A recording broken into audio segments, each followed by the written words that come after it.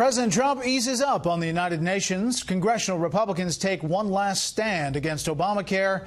And why is this a big time for small towns in America? This is Special Report. Good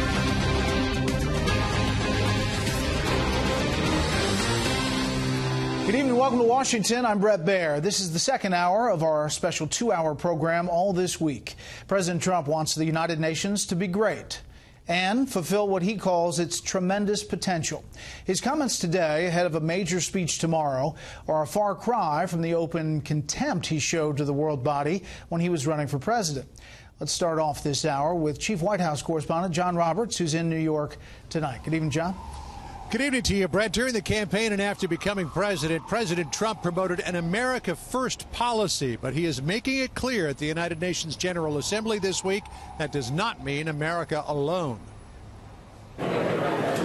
President Trump was determined to have a good first day at his first UN General Assembly, taking no chances. His first bilaterals with familiar faces, Emmanuel Macron of France and Israeli Prime Minister Benjamin Netanyahu. I want to say that under President Trump, America's position towards Israel at the UN has been unequivocal. It's been strong.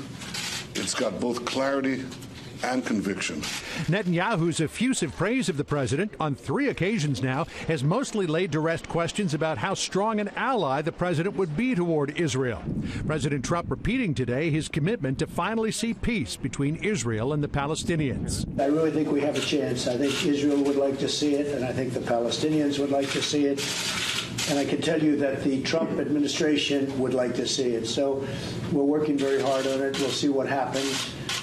Historically, people say it can't happen. I say it can happen. The bilateral with French President Macron was more like a meeting of old friends. Macron expressing how much he appreciated President Trump attending Bastille Day celebrations back in July. Our people in France were very proud to have you and your wife, Melania, in Paris. President Trump today revealing he was so impressed with what he saw during France's military parade that he wants to have something similar here. So we're actually thinking about 4th of July, Pennsylvania Avenue, having a really great parade to show our military strength.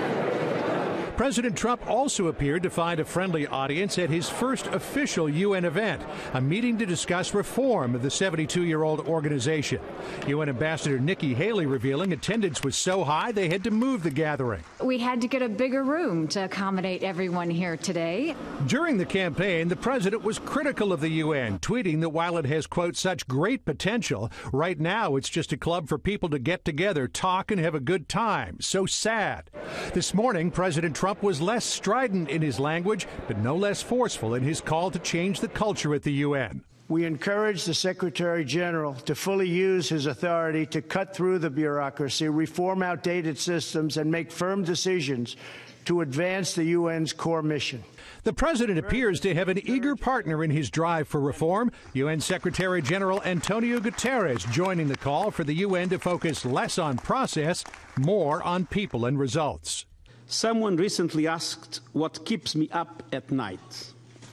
And my answer was simple: bureaucracy. Guterres promised to reform UN would give the world more value for its money.